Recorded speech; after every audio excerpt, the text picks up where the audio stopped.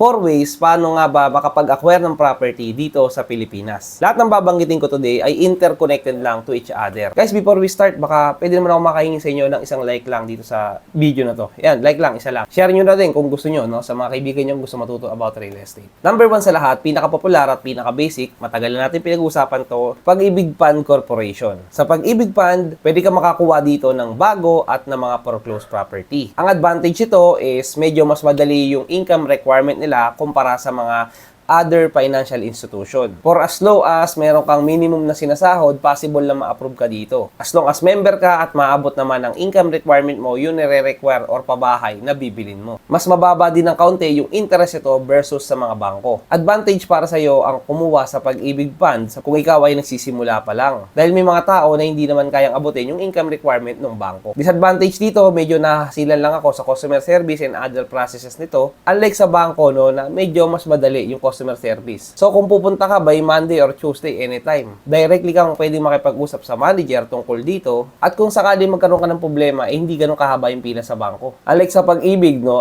sa Pag-ibig na susolusyonan naman ng ibang problema nito through call or through email, pero matagal yung sagot. At kung pupunta ka man sa branches sila, pagkahaba-haba ng pila. Hindi naman lahat ng branches mahaba yung pila, pero karamihan sa kanila or sa mga branches sila is medyo matagal talaga yung process. Kung naalala niyo, pumunta tayo sa Pag-ibig Foreclosed Property main office nila, inquiry pa lang, tumagal na tayo ng almost ang oras yata doon. Number 2, private bank or mga bangko. Pwede ka rin dito makakuha ng bago or new at mga foreclosed na property. Kabaligtaran ng Pag-ibig pagdating sa customer service, mas less hassle yung pagpo-process dito at other requirements. Walang masyadong mahabang pila, tulad ng mga tinaransak natin before, kung naalala niyo yung mga vlog natin. Kagandahan pa pag sa bangko ka kumuha is naapektuhan nito yung credit score mo. Hindi ko lang sure sa Pag-ibig, pero dito sa bangko kasi once na kumuha ka ng any kinds of loan, directly connected ito sa iyong credit score. So kung maganda ka magbayad, tataas ang iyong credit score. At bababa naman ito kung hindi ka mabuting magbayad. Kagandahan pa dito is wala po itong threshold. Although, no, may katapusan naman talaga yung paglo-loan natin sa mga bangko or may hangganan yan. Pero kung papansinin mo, hindi nila ina-advertise yan sa kanilang mga website dahil as long as you can pay, no,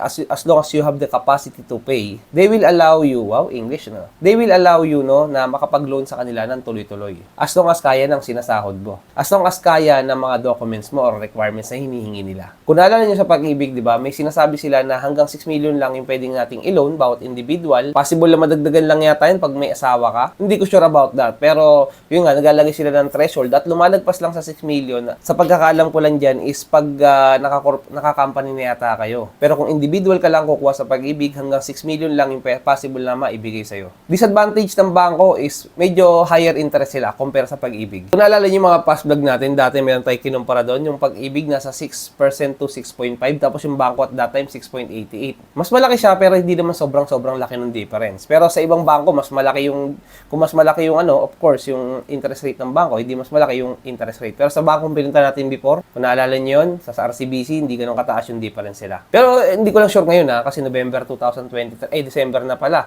2023, malapit na mag 2024, baka iba yung interest rate na nila.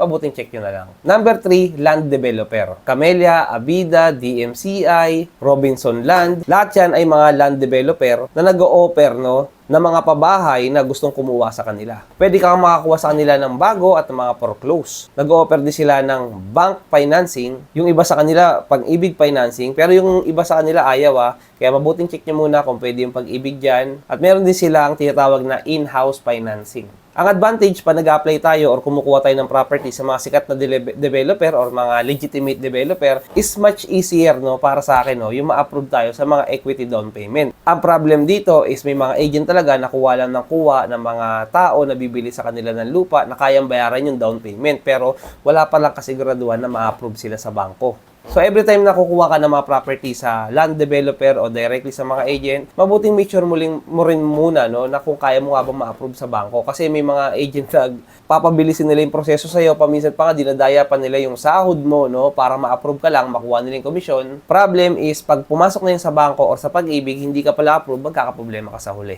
Disadvantage naman ng pagkuha dito pagdating sa in-house financing is medyo mataas yung interest rate, no, kumpara sa bangko at sa Pag-ibig. Way back 8 months ago yata or mag-o isang taon na yata, may ininkwerang kami na isang lupa sa isang magandang subdivision. Wala silang bank financing, wala po silang, by the way, land developer sila, wala po silang bank financing, wala po silang Pag-ibig financing. Ang tanging ino-offer lang daw nila is yung in-house financing. Paano ko nasabi na sobrang taas ng kanilang interest rate kumpara sa bangko at Pag-ibig? Ang ino-offer nila na interest rate per annum is at least 16 to 18% per annum. Samantalang sa mga bangko, 7 to 8% yung pinakamababang nakita natin ngayon. Actually, 7.50 na nga yata eh.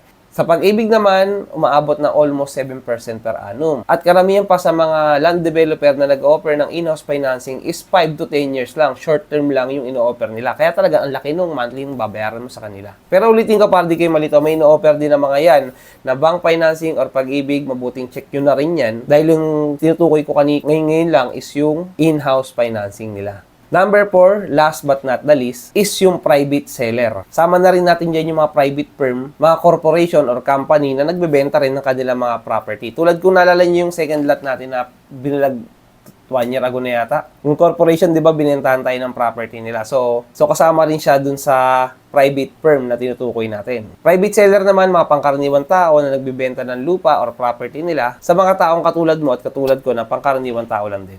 Nag-o-offer karamihan to, no? Kadalasan, hindi naman lagi, is true cash lang. Yung iba dito, nag-o-offer ng Pag-ibig, bank, or terms. Pero 99% of the time, cash po.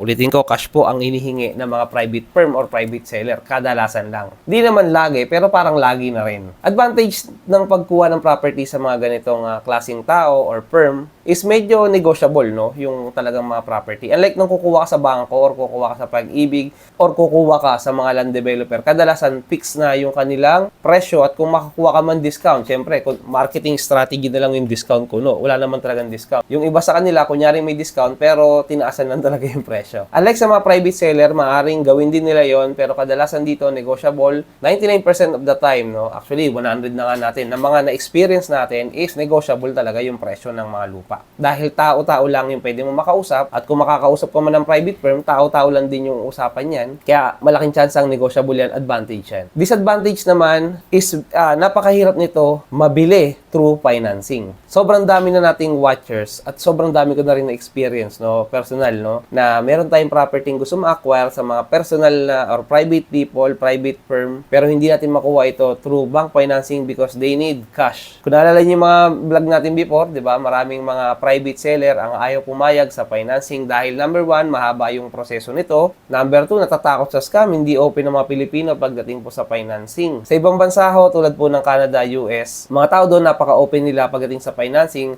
Actually, pagbili nga doon ng mga property or mga pag-acquire doon ng mga lupa or kotse or kahit anumang property na meron na kang gustong bilhin is parang bumibili ka na ng suka. Hindi ganun kahirap, no, yung proseso ng kanilang pagbili, lalong-lalo na kung dadaan ito sa mga bank financing. Unlike dito sa Pilipinas, ibang-iba talaga. Karamihan dito, they need cash, takot sa scam, ayaw nila sa mahabang proseso. Which is actually naintindihan naman natin kasi kung bibili ka ng lupa dito sa private people, di ba, ang haba ng process, mag-aantay siya ng 2 to 3 months bago ma-approve. Hindi pa sigurado kung ma-approve yung ina-apply mong home loan sa pagbili ng property niya. Although, no, may mga mangilan tayong kakilala na nakakabili ng property through financing sa isang private seller pero napaka-rare. Konti lang po yung nangyaring ganyan talaga. Except na lang din, no, sa mga super laking deal, no, yung mga 45 million pesos na 100 million yan. Malaking chance papayag sa financing yan. Lalong-lalo kung bibili negosyante rin at may track record, nakukuha yan, no, sa bank financing, papayag yan. Pero sa ating mga pangkaraniwang taong may hinang nilalang, most of the time, it doesn't work that way. Wow! Yan pala guys, yan yung 4 na alam natin paraan paano nga ba makapag-acquire dito ng property, mga pros and cons ito. Sabi na rin natin yata lahat dyan, no, ng mga possible scheme na binibigay nila. Pero sa lahat ng to na pinag-isa-isa natin na may Pag-ibig, ano ba yung private bank, land developer, private seller. Kung nagsisimula pa lang po kayo, pinaka-the best po talaga dyan, no, is dumaan muna kayo sa Pag-ibig. Dahil dyan, mas malaking chance na ma-approve ka, hindi ganun ka-hassle yung mga income requirements sila. Parang kanina may nag-message sa atin, gusto niya kaagad mag-acquire ng